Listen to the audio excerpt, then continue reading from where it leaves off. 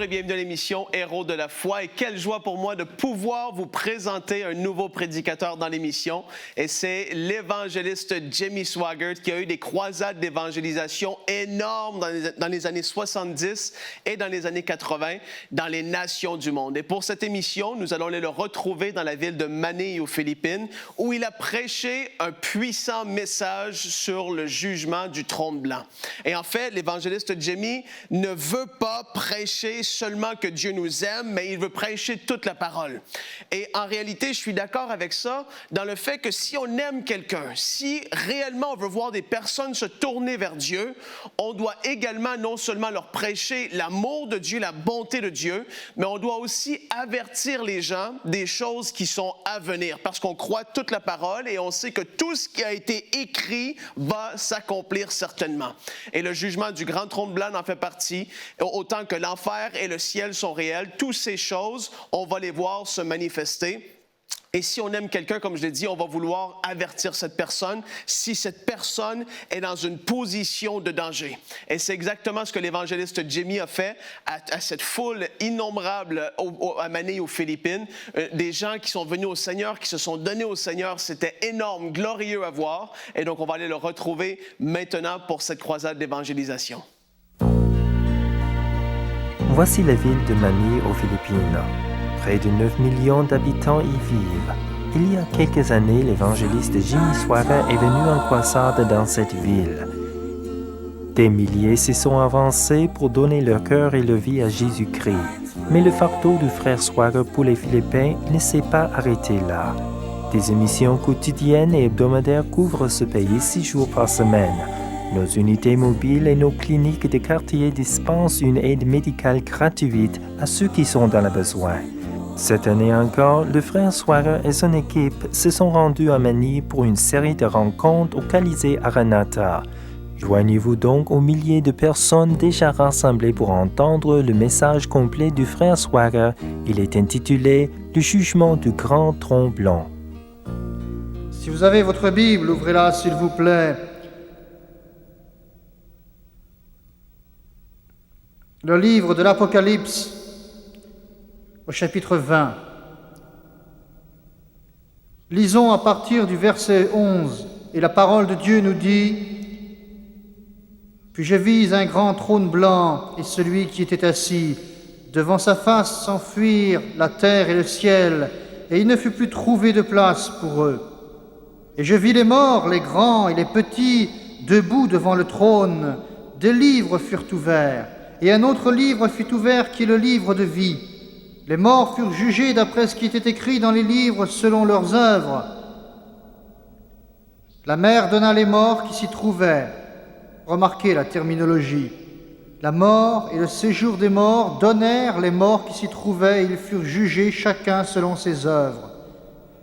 La mort et le séjour des morts furent jetés dans l'étang de feu. C'est la seconde mort. L'étang de feu. Quiconque ne fut pas trouvé inscrit dans le livre de vie fut jeté dans l'étang de feu. Je vais prêcher quelques minutes ce soir sur ce sujet, le jugement du grand trône blanc.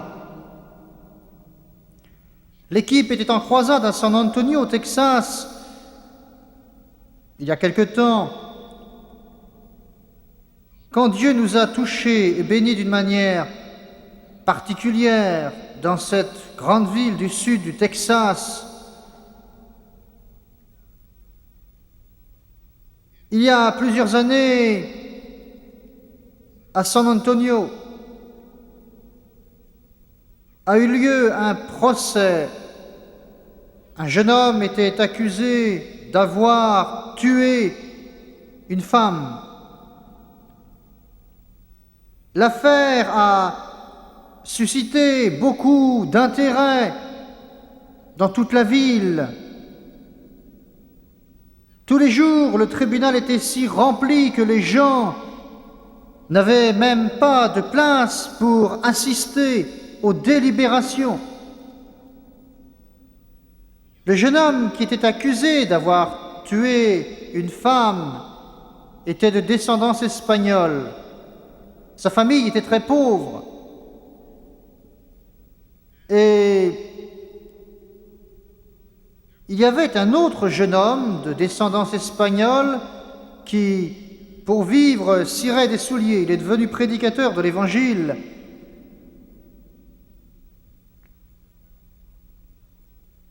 À un certain moment, au cours de la journée, il arrêtait de cirer les souliers pour aller assister au procès. Il était jeune, il pouvait se faufiler, il s'adossait au mur, déposait par terre sa boîte à cirage et observait les délibérations. Le jour est arrivé où le jury a dû décider quel verdict il allait rendre. Il n'y avait plus de place dans la cour, c'était plein.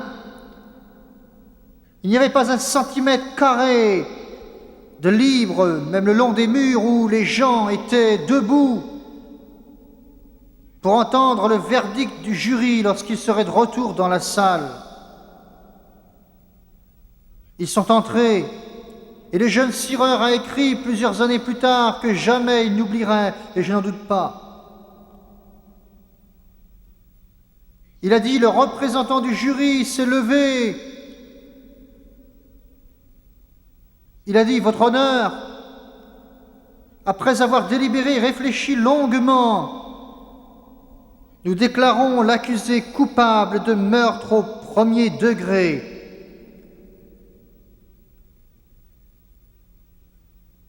Puis le juge a fait venir l'accusé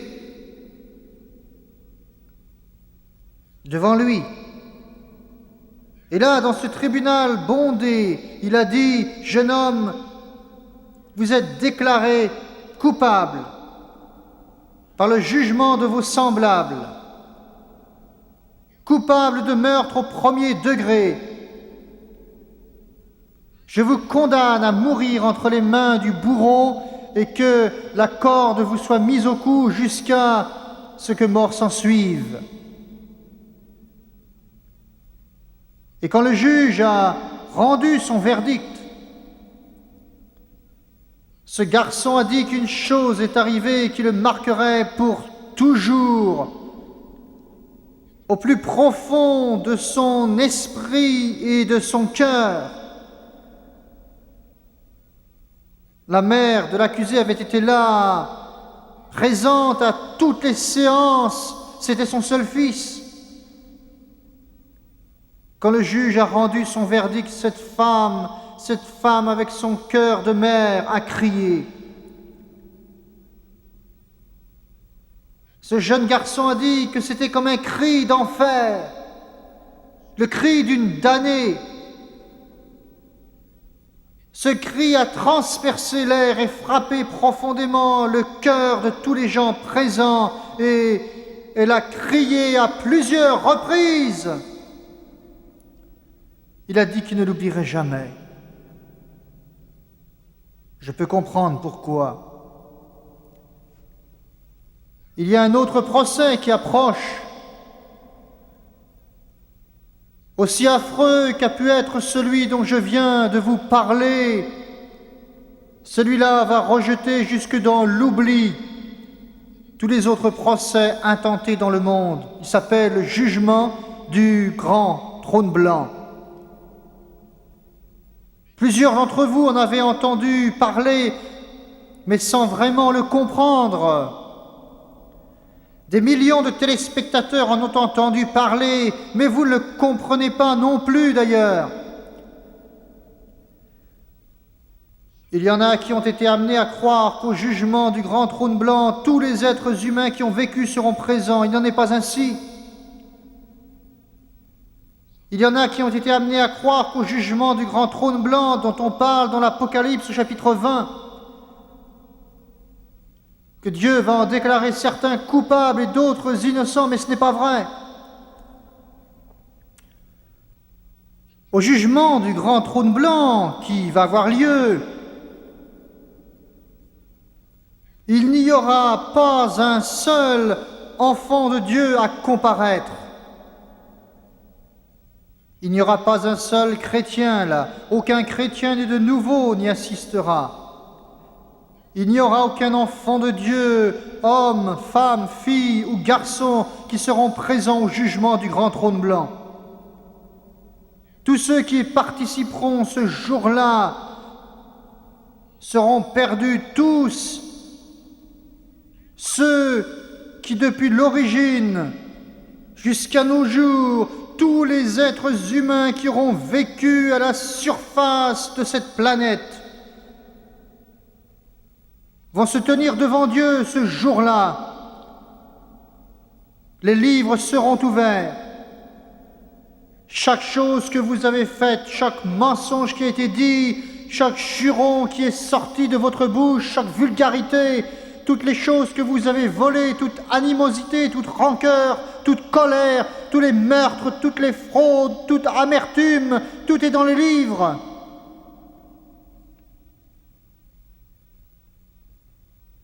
C'est Dieu et son Fils Jésus-Christ qui jugeront. Il y aura 3 choses horribles lors de ce jugement. Il n'y aura pas une seule âme qui recevra sa liberté. Cela semble étrange, mais c'est ce qui va se passer. On ne fera grâce à aucune personne, on n'accordera de délai à personne. Absolument personne ne recevra sa liberté parmi les multitudes, je devrais dire les millions d'âmes, les centaines de millions d'êtres humains qui seront présents ce jour-là. Aucune âme, absolument aucune, ne sera libérée. Certains poseront la question, pourquoi Dieu prépare-t-il un tel jugement ? Pourquoi l'appelle-t-il un jugement si aucune personne n'est libérée? Je prie que personne de ceux qui sont ici, dans ce Colisée, au cœur d'une des plus grandes villes du monde, à Manille, aux îles Philippines, je prie que personne parmi ceux qui regardent ce prédicateur, certains parmi vous êtes jeunes, d'autres plus âgés, je prie Dieu que vous n'y soyez pas.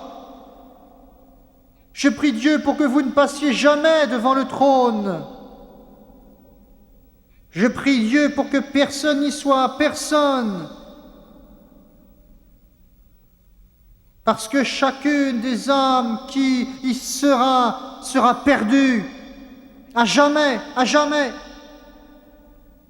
C'est ce que la Bible nous dit. Et pourquoi Dieu va-t-il tenir un tel procès ? Est-il un monstre ? Est-il un sadique ? Se complaît-il dans la torture ? Non. L'expression « grand trône blanc » signifie droiture éternelle et justice. Ce grand trône blanc, ce jugement sera organisé à cause de l'équité, la justice, la miséricorde et la compassion de Dieu. Aucune âme ne sera envoyée en enfer, sauf celles dont les œuvres sont écrites dans les livres ouverts. Et elles seront sans excuse. Elles verront de leurs yeux. Ce sera irréfutable. Elles ne pourront pas dire « j'ai été maltraité, mon procès n'a pas été juste », personne ne pourra dire « je suis innocent ». Parce que c'est dans les livres. Voyez-vous, comprenez-vous ce que je veux dire ce soir ? Voyez-vous, les gens disent « oh, j'arriverai à m'en sortir ».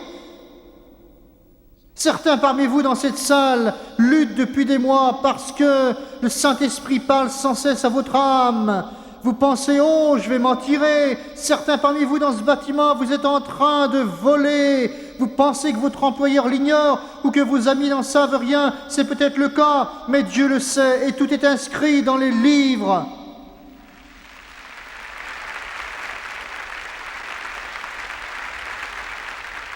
Monsieur, vous pensez peut-être que la façon dont vous traitez votre femme restera impunie.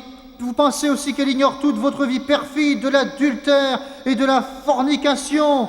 Vous êtes content de vous, vous vous dites, je m'en sortirai, je vais encore gagner. Mais monsieur, il y a un Dieu au ciel qui entend toutes les profanités. Il entend toutes les mauvaises blagues, toutes les paroles impures. Il voit les intentions mauvaises et il voit toutes les choses que vous faites. Et tout cela est écrit dans le livre. Les millions et les millions et les millions qui sont en enfer vont un jour comparaître lors du jugement du grand trône blanc. Et ils vont entendre le Dieu Tout-Puissant leur dire « Retirez-vous, je ne vous connais pas ». Tout cela parce que Satan les a trompés, dupés. Satan est un trompeur. Des millions et des millions sont trompés. Un grand nombre d'entre vous, téléspectateurs, se sont inventés leur propre méthode pour être sauvés. Si quelqu'un vous demandait si vous êtes sauvé, vous diriez « Oui, je le suis ». Et pourquoi êtes-vous sauvé? Je suis sauvé parce que je fais de bonnes œuvres. Je ne fais de mal à personne, ou je n'ai jamais rien fait de mal, ou je n'ai jamais tué personne, ou quel que soit le cas. Mon ami, on t'a trompé. On t'a trompé. On t'a trompé. D'autres diront, bon, je contribue à ceci, à cela, j'ai fait ceci, j'ai fait des dons à telle œuvre. D'autres diront, et moi, je suis instruit, j'ai étudié dans les meilleures universités, et je ne suis pas comme les autres, j'ai une certaine culture, je ne suis pas un ignorant, je suis quelqu'un. Savez-vous ce que Dieu dit de vous? Il dit que vous êtes misérable, pauvre, aveugle et nu. Vous vous trompez. Vous vous trompez. Des millions iront en enfer, ils se tiendront là, bouche bée, tout étonnés. Ils diront, je ne savais pas. Je ne savais pas. Trompés. Parce que Satan est le maître de la tromperie.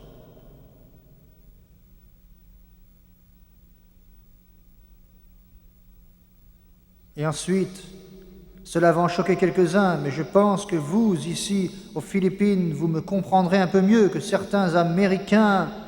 Et c'est ceci. La religion va condamner plus de monde à l'enfer que beaucoup d'autres choses.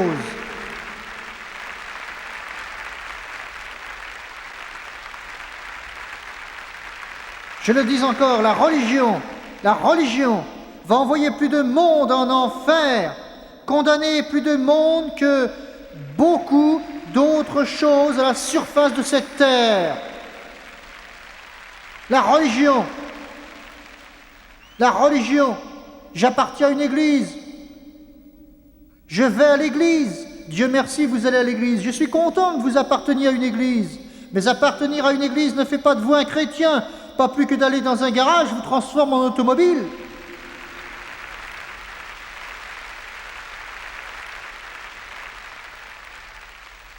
Le soleil n'est pas encore levé, mais ce jour-là s'annonce comme le plus obscur, le plus infâme que le monde ait connu. C'est le jour où Dieu va mourir. Le ciel revêt ses vêtements de deuil. En ce jour, Dieu ferme les persiennes parce qu'il ne peut pas regarder. En ce jour, Jésus prend votre place.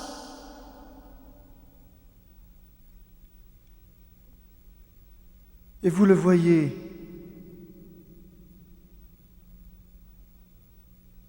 On lui arrache ses vêtements. On lui enfonce sur la tête des épines qui ont 10 cm de long. Le cuir chevelu est la partie la plus sensible du corps humain. C'est la raison pour laquelle il enfle en quelques secondes.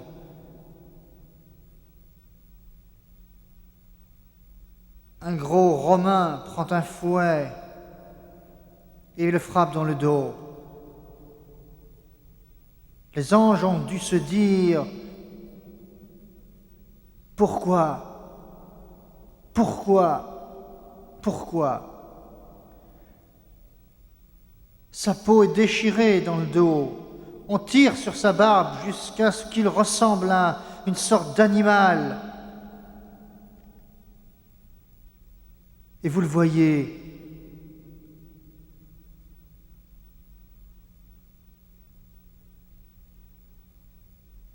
on dépose un poteau sur le dos de Dieu. Et le Galiléen le traîne sur le sentier que son sang va tacher jusqu'au sommet de la montagne. On le cloue au tronc d'arbre et il dit « Père, pardonne-leur, car ils ne savent pas ce qu'ils font. »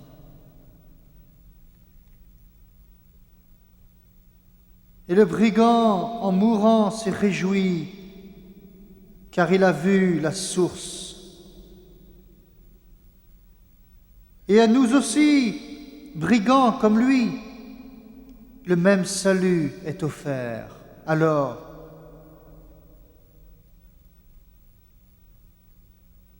et vous direz, oui Seigneur, je mérite l'enfer à jamais. Et il vous dira, retire-toi, je ne t'ai jamais connu. À ce moment-là, on refermera le dossier et les livres seront fermés. C'est à vous de choisir. C'est à vous de décider.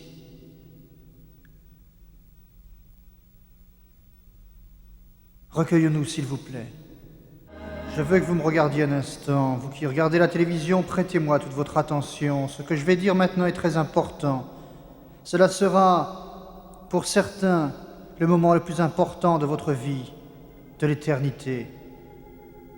Regardez-moi maintenant, vous qui êtes ici, devant nous, vous tous, s'il vous plaît, pour quelques instants. Je veux que vous sachiez que Dieu vous aime tous. Peu importe qui vous êtes, peut-être il y en a ici dont les parents sont riches, ou peut-être pauvres, mais ils vous aiment. Il y en a d'autres qui ignorent peut-être qui sont leurs parents, mais Dieu vous aime. Il vous aime. Il vous aime tellement qu'il a dit, si vous croyez en moi, je vous donnerai la vie éternelle. Il a dit, j'écrirai votre nom dans le livre de vie de l'agneau.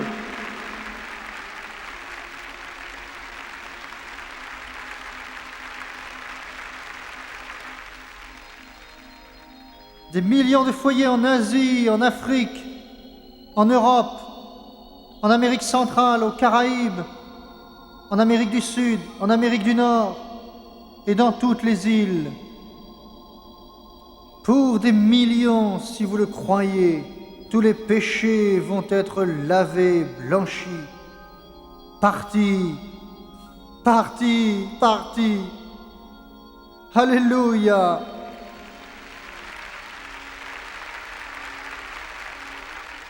Voyez-vous, j'ai sa promesse. Il a dit, je ne rejetterai pas celui qui vient à moi. Je ne le renverrai pas. J'ouvrirai la porte et je dirai, entre donc. Je vais dire la prière du pécheur. Je veux que vous priez avec moi. Je veux que vous la disiez à voix haute, vous aussi, téléspectateurs. Je veux que vous soyez tout à fait sincères. Je ne veux pas que vous ayez à la redire, je veux que ce soit la dernière fois. Pour beaucoup, la première et la dernière fois, parce que vous venez à Jésus et vous n'aurez plus jamais à la redire. Vous allez prier beaucoup, mais ceci, vous ne leur direz jamais. Si vous croyez Dieu, baissez la tête, s'il vous plaît, fermez les yeux. Ceux qui nous regardent à la télé, faites la même chose, s'il vous plaît, dans vos maisons ou à l'hôtel, où que vous soyez. Prions et Denis va nous aider. Des milliers de personnes prient pour vous, c'est votre moment. Père céleste, je te remercie, car tu as envoyé ton Fils unique, Jésus-Christ, qui est mort sur la croix au calvaire.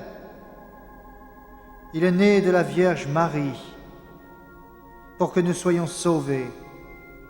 Il a répandu son sang. Et ce soir, je lui donne ma vie. Je lui donne mon cœur. Selon sa parole, dans Romains 10, avec ma bouche, je confesse Jésus-Christ. Dans mon cœur, je crois que Dieu a ressuscité Jésus d'entre les morts et qu'il est vivant. Et parce qu'il vit, je vivrai aussi. Ce soir, je le crois, je l'accepte, je veux le suivre, je le suivrai toujours. Et selon sa parole, je le sais, je suis lavé, je suis justifié, je suis sanctifié, je suis sauvé.